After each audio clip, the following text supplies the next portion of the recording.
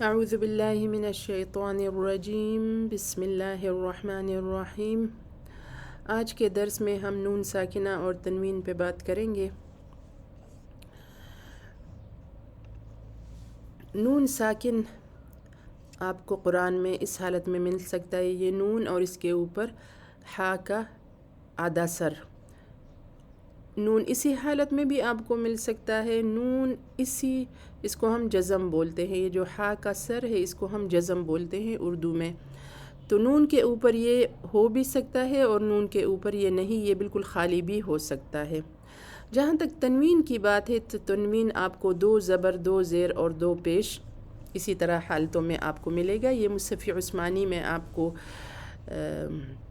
2 مساوی حالتوں میں، یہ غیر مساوی ہے، 2 زبر غیر مساوی، 2 زیر غیر مساوی، 2 پیش، یہ نشانی ہے 2 پیشوں کی، تو آپ کو ایک پیش 99 کی شکل میں اور ایک آپ کو 69 کی 69 کی شکل میں آپ کو مل سکتا ہے مصحف عثمانی میں۔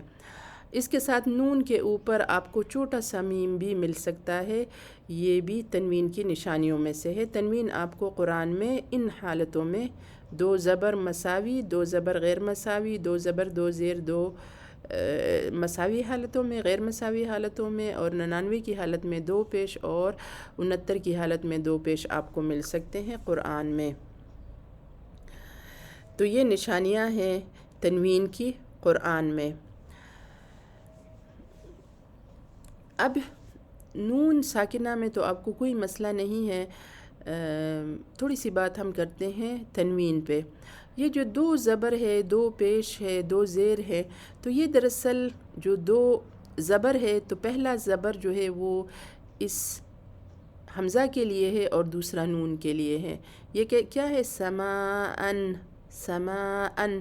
تو یہ پہلا زبر، یہ 2 زبر اس کے اوپر ہے، تو یہ جو 2 زبر میں سے پہلا زبر ہے یہ اس حمزہ کے لیے ہے اور دوسرا زبر نون کے لیے ہے۔ 2 زیر سماعن میں سے پہلا حمزہ کے لیے زیر ہے، دوسرا نون کے لیے ہے۔ سماعن میں پہلا پیش حمزہ کے لیے ہے اور دوسرا نون کے لیے ہے، لیکن لکھنے میں اس کو اسی طرح نہیں لکھا گیا ہے۔ لکھنے میں اس کو 2 زبر 2 زیر اور 2 پیش میں لکھا گیا ہے، لیکن ہمیں پتہ ہے کہ اس کے ساتھ نون شامل ہے، تو یہ آپ کو قرآن میں ان حالتوں میں ملے گا۔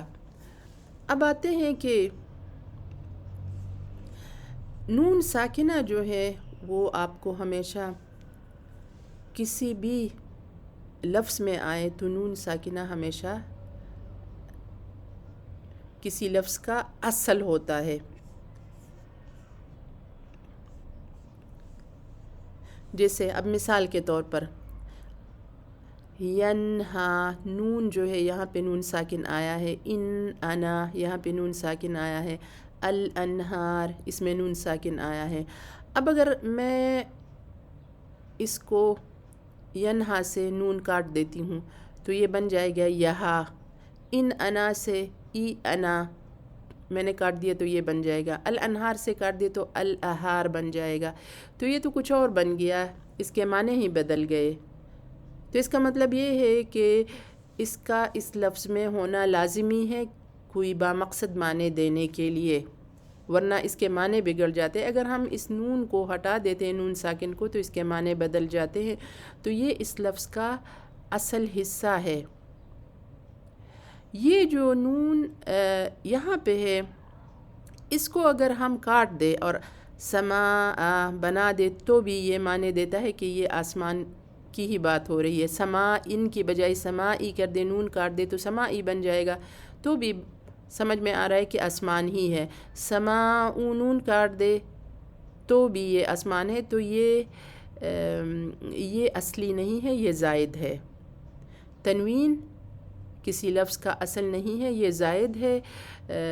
نون ساکن جو ہے وہ کسی لفظ کا اصل ہے، اس کا اصل حصہ ہے، یہ کسی لفظ کا اصل حصہ نہیں ہے بلکہ اس سے زائد ہے۔ نون ساکنہ جو ہے وہ آپ کو افعال میں بھی ملیں گی، آپ کو حروف میں بھی ملیں گی، آپ کو اسماء میں بھی ملیں گی، یعنی وربس، حروف اور ناؤنز میں آپ کو یہ ملیں گی۔ جہاں تک تنوین کی بات ہے تو تنوین صرف اور صرف آپ کو ناؤنز میں ملیں گی، تنوین صرف اور صرف ناؤن میں ملتی ہے، اسماء میں آپ کو تنوین ملے گی۔ نون ساکن جو ہے وہ کسی جملے میں بیچ میں بھی آ سکتا ہے، آخر میں بھی آ سکتا ہے، دو کلموں کے بیچ میں بھی آ سکتا ہے، جیسے انا میں آ گیا، ینہا میں بیچ میں آ گیا، یہاں پہ آخر میں آ گیا، دو کلموں کے بیچ میں آ گیا۔ تنوین جو ہے وہ آپ کو صرف اور صرف دو کلموں کے بیچ میں ہی ملے گا۔ کلمے کے نون ساکن کلمے کے درمیان بھی آ سکتا ہے، کلمے کے آخر میں بھی آ سکتا ہے، جیسے یہاں پہ یہ درمیان میں آیا ہے، یہ آخر میں آیا ہے۔ تنوین آپ کو ہمیشہ آخر میں ہی ملے گا، یعنی دو زبر دو زیر پیش آپ کو ہمیشہ آخر میں ملیں گے، بیچ میں کبھی بھی آپ کو نہیں مل سکتے۔ نون ساکن جو ہے وہ ظاہری طور پر بھی قرآن میں آپ کو اسی حالت میں ملیں گے، پڑھنے کی حالت میں بھی یہ آپ کو ثابت ہے، اور رسم میں بھی، لکھنے میں بھی یہ ثابت ہے۔ جو تنوین ہے وہ پڑھنے میں تو ثابت ہے لیکن لکھنے میں ثابت نہیں ہے، یعنی یہ نون آپ کو قرآن میں اسی حالت میں دو زبر دو پیش میں نہیں ملتا، تو یہ رسم میں یہ ثابت نہیں ہے۔ قرآن جب نازل ہوا تو قرآن جو ہے وہ زبانی حالت میں نازل ہوا ہے۔ حضرت جبریل علیہ السلام نے حضور صلی اللہ علیہ وآلہ وسلم پر وحی لاتے تھے اور قرآن سناتے تھے، تو قرآن سنانے کی حالت میں نازل ہوا ہے۔ قرآن کو کتابی شکل پہلی دفعہ حضرت ابوبکر صدیق رضی اللہ کے زمانے میں اور دوسری دفعہ حضرت عثمان رضی اللہ کے زمانے میں تحریری شکل دی گئی ہے، تو اس تحریری شکل میں قرآن کو اس ترتیب سے لکھا گیا ہے۔ یہ علمی بحث ہے، اس میں ہم نہیں پڑھتے، لیکن قرآن تحریری حالت میں نازل نہیں ہوا ہے۔ مزید یہ کہ یہ جو نون ہے یہ تلاوت جاری رکھنے کی صورت میں بھی ثابت ہے اور تلاوت رکنے کی صورت میں بھی ثابت ہے، جیسے اب ان پہ ہم رکتے ہیں تو ان، انا، الانہار، یہ تو بیچ میں ہے، یہ تو ثابت ہی ہے، تو یہ قرآن کو جاری رکھنے کی حالت میں بھی یہ نون ساکن ثابت ہے اور قرآن کی تلاوت رکنے کی صورت میں بھی ثابت ہے۔ تنوین جو ہے وہ صرف تلاوت جاری رکھنے کی صورت میں ثابت ہے، تلاوت رکنے کی صورت میں ثابت نہیں ہے۔ جب ہم کسی جگہ پہ رک رہے ہوں اور وہیں پہ تنوین ہو تو پھر ہم تنوین کو تنوین ان نہیں پڑھتے بلکہ اس کو پھر ساکن کر دیتے ہیں، پھر یہ ثابت نہیں ہے۔ یہ نون تلاوت رکنے کی صورت میں بھی نون ساکنہ ثابت ہے، جاری رکھنے کی صورت میں بھی، یہ صرف جاری تلاوت میں ثابت ہے، یہ نون تنوین والا نون، رکنے کی صورت میں یہ ثابت نہیں ہے۔